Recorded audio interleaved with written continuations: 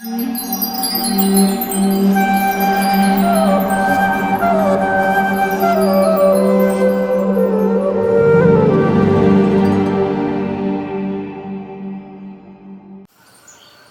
a few hours after that, because Srila Prabhupada was staying in the temple, and we had 2 rooms for him. He stayed in one, his servants stayed in the other. Karandar, Aravinda, and Shamasundar were also traveling with him. And there was a bunch of other devotees from other temples, even people from Miami. That was Sridham. They came all the way up there to see Srila Prabhupada. And because a lot of people from other temples were there, they said, well, let's take advantage of Prabhupada's presence and, maybe we can have another initiation. So that evening, they had another initiation, and Prabhupada initiated like another dozen devotees, from, other places. Fire sacrifice. And another fire sacrifice and everything. And he gave another first initiations. What a schedule. Yeah.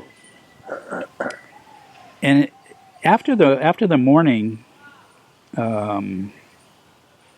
sacrifice, well, and also I was like busy getting ready for the sacrifice and stuff, but Srila Prabhupada went on a morning walk. I didn't go, but he just said, I want to go for a morning walk.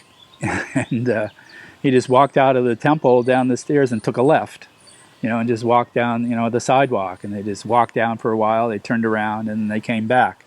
That was his morning walk. And I didn't go, but I remember Sohotra, who also got a first initiation at that time, he went on the walk and said that Srila Prabhupada spoke about ghosts. Sometimes, he was on the morning walk, he was talking about ghosts. And interesting that the temple in Boston used to be a funeral home. And when the devotees, first moved in there, they said, it was a little ghostly haunted. But anyways, after about 3 hours after I just got initiated, there was only one bathroom in the whole building. No, sorry, 2 bathrooms. It was the men's and the women's. But the men's bathroom, we said only Srila Prabhupada can use it, nobody else. So that was just for his use. So we were, the men and the women were sharing the bathroom.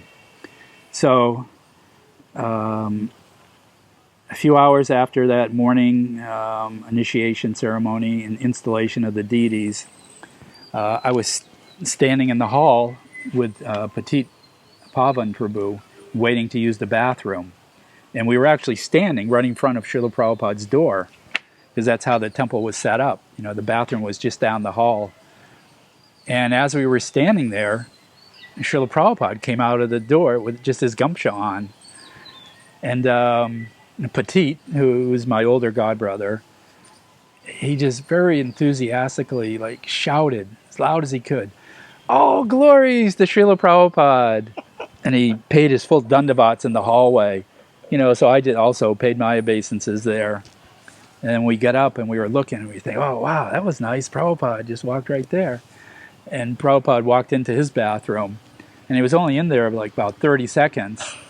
And he came back out. And again, Petit, loud as he could, yelling, "All glories to Srila Prabhupada!"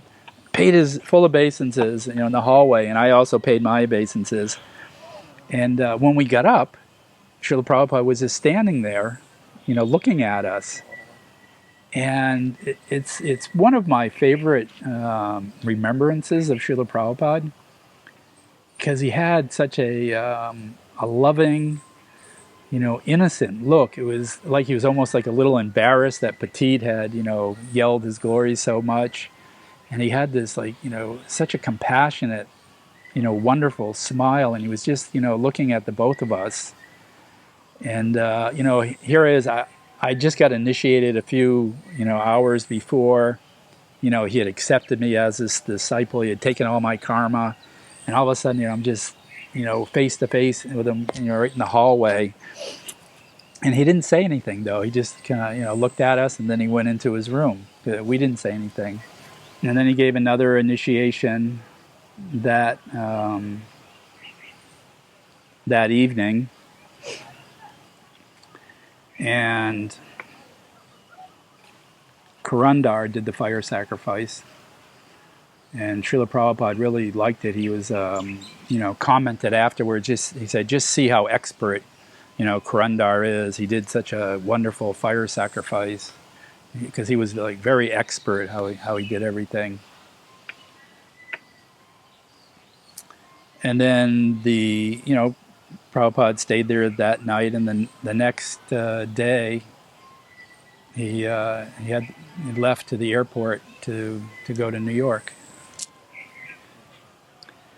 So that was the 1971 when I got initiated.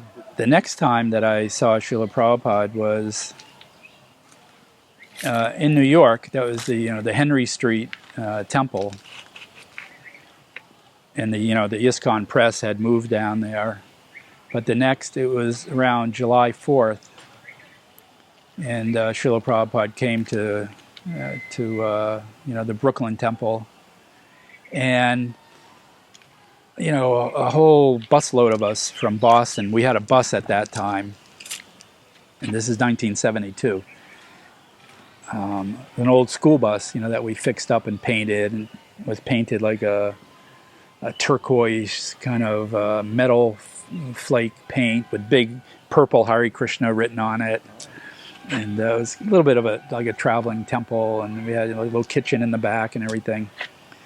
And because it was so traumatic for me to not be able to see Srila Prabhupada when he came in the temple, being stranded at the airport, after that I never went to see Srila Prabhupada at the airport. I would always stay at the temple for when he came. And it was funny because everybody went to see Srila Prabhupada at the airport in New York, but I stayed back at the temple. And I was chanting my japa there and waiting. And this one Mataji, who used to live at the Boston temple, had a silver platter with a garland. And she said, "Can you put this garland on Srila Prabhupada when he comes in?" And I said, "Sure." And I thought, "Oh yeah, I made the right decision staying back here. I get to put a garland on Srila Prabhupada, And Jai Dwaita was also there. He didn't go to the airport. And so I started to think, well, when he first comes into the temple, should I put the garland on him, or how's the best way to do it? So I asked Jai Dwaita, and he said, no, wait, he'll come in, he'll pay his obeisances to the deities, and then when he sits on the Vyasasan, then put the garland on him. And I said, okay, great, And interesting, though, that the devotees that all went to the airport, they all went and they were having a big kirtan at the gate. It was the wrong gate. And Prabhupada actually came in another gate. And they all had to run over, and Prabhupada had already come in. And, Vishnu John was leading the artik. And anyways, I was waiting at the temple, and, and Srila Prabhupada came in. Of course, I paid my obeisances. And he went in to see Radha Govinda. And he, paid his, full dandavats to the deities. Then he went up, he sat on the Vyasasan. And then I went up and, put the garland on him. And did he arrive before the devotees? Yeah, he arrived before most of the devotees, yeah. Because in LA, they used to have Prabhupada's driver drive real slow, and then we would pass him away. Yeah. So you made the right choice. Wow. Yeah, and he sat down, right in front of Prabhupada. And, he was looking around, and he said, "Where are my kartals?" Everybody was looking around. And then all of a sudden, somebody tapped me in the back and handed me kartals. And I got to, hand them up to Srila Prabhupada. And he started, Jaya Radha Madhava Kunja Bihari. How many devotees were in the temple? It was, gradually filling up, but it wasn't packed. But eventually it did get packed. And, for me, that just sitting at Srila Prabhupada's feet and watching him chant Jai Radha Madhava was one of the most, wonderful experiences in the whole world, because he had so much love and devotion when he chanted that song. incredible. And, he was chanting, and everybody was, chanting with him. And a lot of times he would have his eyes closed, and then he would open his eyes and look around. And then, in the middle of it, he said a verse, and he said, "Where are my kartals?" Because Nanda Kumar was his servant, came in, and he wanted his kartals. So Nanda Kumar gave him his kartals, and then he finished chanting with his kartals.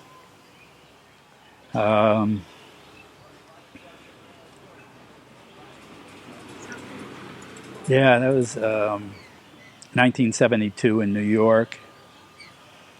And, we stayed there, and Prabhupada gave a few days of lectures. And I can remember he would always at the end ask for questions. And I kind of wanted to ask a question, but I didn't really have a question, and I was kind of shy, and so I never asked a question. And in my whole devotional career, I never asked Srila Prabhupada a personal question, although he asked me some questions. But that was a wonderful time. So in 1972 for Janmashtami, Srila Prabhupada came to New Vrindaban for the Bhagavad Dharma discourses, which was a 10-day talk on top of a hill where they had made a pavilion for him. And that also was just an incredible, wonderful time. Such a beautiful setting, and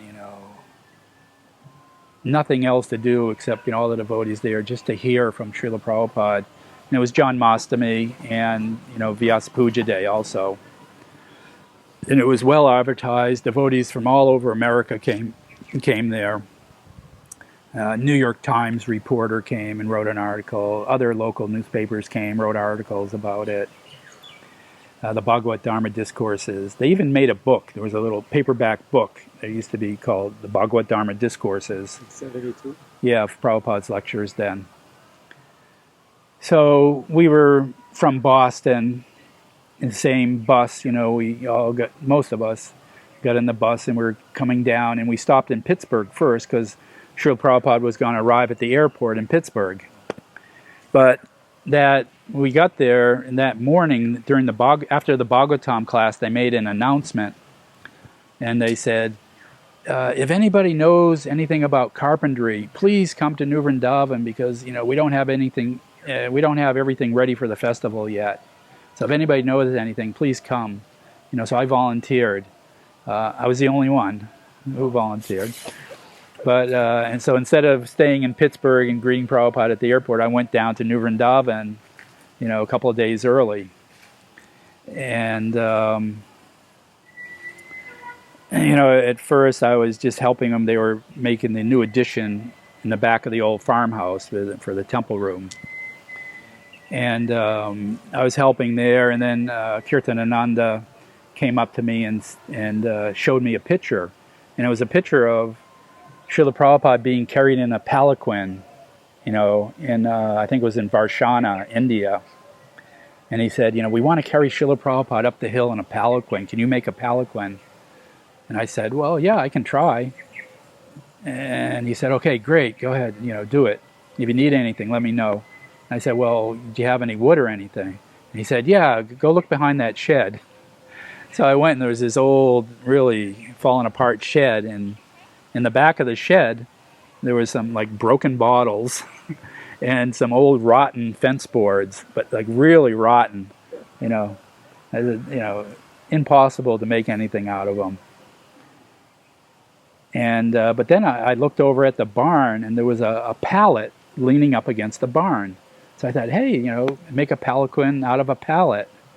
So I got the pallet, and I, needed to get some posts, so they gave me a hatchet, and I had to go out into the woods, and I cut down 3 kind of, small trees, because I thought, okay, we could have 6 people carrying Srila Prabhupada, and it was, 1 going down the middle and 2 going off the sides, and They gave me some rope, and I tied them together, and then rope going down to the Pelican. So the Pelican was supported by ropes. You would put the post on your shoulder, and it was hanging down, a pallet hanging by ropes. And then, a bunch of Matajis, like put a cushion and decorated it with ribbons and everything and made it nice. And Wow. sure enough, for the start of the Bhagavad Dharma discourses, Srila Prabhupada was staying at the Madhavan farm about 2 miles up the road. And they drove Srila Prabhupada there, and he got out the car, and they showed him, this is the Pelican to carry you up the hill. And I had already, I was looking around for big, strong people to help carry, and I said, yeah, can you help carry? And of course, some other people jumped in at the last moment just to get the opportunity to carry Srila Prabhupada. But, I got to carry Srila Prabhupada, all the way up the hill. Like where the barn is at Bahulaban, all the way up on top of that hill, which is half a mile, something. So, we carried Srila Prabhupada all the way up there, there's some pictures of it too. I have some pictures of it. It wasn't that comfortable. Srila Prabhupada was holding on to the rope, and it was kind of, swaying back and forth because the road was like very uneven, and the story of Jada Bharat, carrying the Pelican in the Bhagavatam. It was a little bit like that. It wasn't so smooth. The 6 devotees carrying the Pelican? Yeah, 6 devotees. And there was like a little ramp that went up onto the stage, and Prabhupada had his Vyasa-san, and there was the Radha Damodar deities, big picture of Lord Chaitanya, and then the big Lord Jagannath deities on top of this hill at Bahulaban. And, we carried Prabhupada right up onto the stage, set him down, he got out, paid his obeisances, sat on the Vyasa-san. There was a kirtan going all the time we were carrying him up. I remember there was, devotees chanting as we were carrying Prabhupada, and there was a bunch of people like up on the hill, and I remember as we were carrying him, they all came running down the hill, to greet Srila Prabhupada and to get into the procession of bringing Prabhupada up there. And Srila Prabhupada gave his, opening talk, and it was the evening. So by the time, he had given his talk and had his questions, it was dark. And after Prabhupada was finished speaking, he got up, didn't say anything, but he just went directly over and sat on the Pelican. So of course, I was sitting by the Pelican the whole time. What kept the poles up? We just on our shoulders, and then the rope. Oh, they were on the ground. Yeah, when it wasn't used, they would just be on the ground because it was just rope. So I got to carry Srila Prabhupada, back down. And same thing, there was a big kirtan. What kind of light? It was dark. It was dark. It was in the dark, yeah. I don't know if somebody had a lantern, but I remember it was just dark, and it was really hard to see. And, Prabhupada was, holding on to the ropes, and it was kind of going like that. But it wasn't so nice, and that was the only day we carried him. The other days, Hare Griva had a little yellow Volkswagen, and the other days he drove him up in a Volkswagen for it. And then you have to get up the next day in a few hours, because it's Vyas Puja, the Vyas Puja day. And Srila Prabhupada gave a big Vyas Puja lecture on the hill. But, it's a half-day fast. So I didn't get to go to that lecture because I was cooking. I was in charge of making the fruit salad. And we had, like trash cans full of, cut up apples, bananas, oranges, mixed with yogurt and, all mixed up. So it wasn't too far away from the pavilion, but I couldn't really hear anything.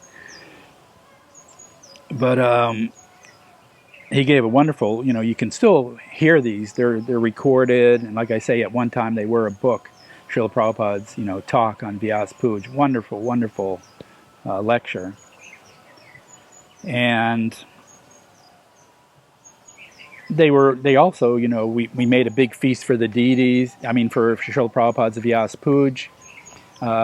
There was this Mataji I think Sri Gayatri Devi Dasi, Amarendra's wife. She made this huge multi-layered cake for Srila Prabhupada's birthday, Vyas Puj.